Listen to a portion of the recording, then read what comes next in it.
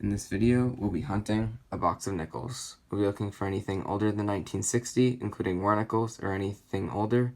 We'll also be looking for any proofs, heirs or varieties, foreigns, or any other cool things we can find.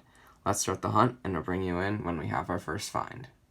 We're on roll number 1, and we already have a great find because I just uncovered a beautiful proof nickel. This thing was just dumped in circulation.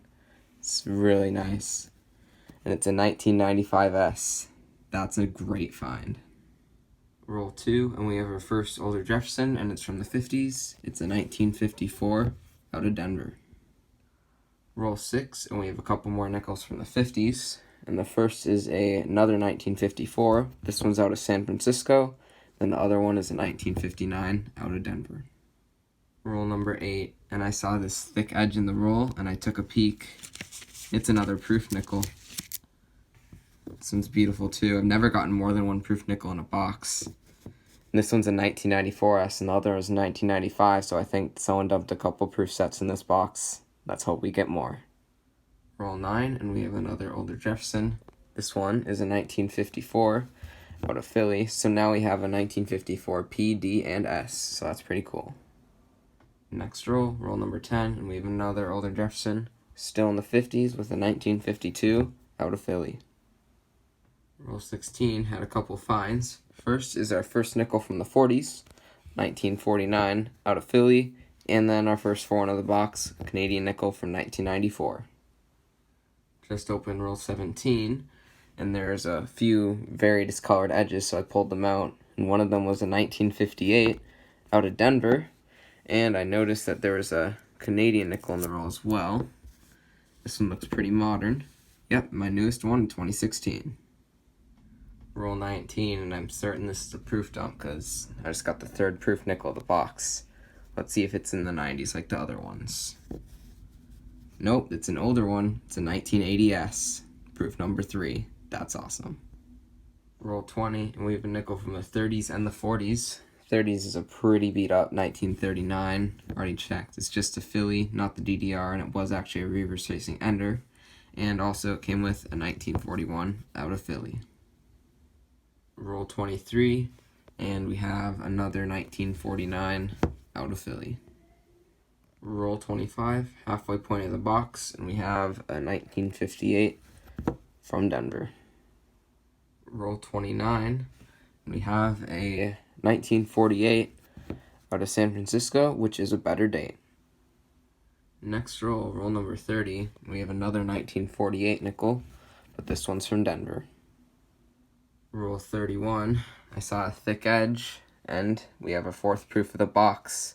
Another one in super good condition.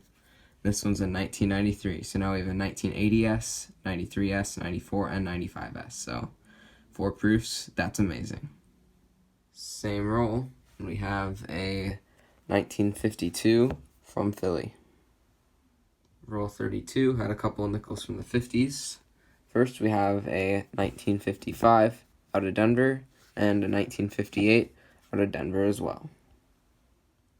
Roll 33, and we have a 1982 Canadian nickel, which is the third foreign of the box. Roll 37 had a couple more nickels from the 50s. First is a 1952 with a highlighted date for some reason. That's out of Denver, and the other one is another 1959 out of Denver as well. Just opened roll 38, and we have an edge I've never seen before. It's definitely going to be some sort of foreign coin. Super thin reeded edge. If I can get it out, it's so thin. Oh, let's see what it says. 10 centavos, Monolito de Quirigua. It's from República de Guatemala, 2016. Guatemala, 10 centavos. That's a really cool foreign find. Same roll as that Guatemalan coin. Had a 40s nickel, and it is a 1946 from Philly. Roll number 41, and we have another 1952 nickel, and it's out of Philly. Roll 44, and we have another Canadian nickel, and this one's from 1985.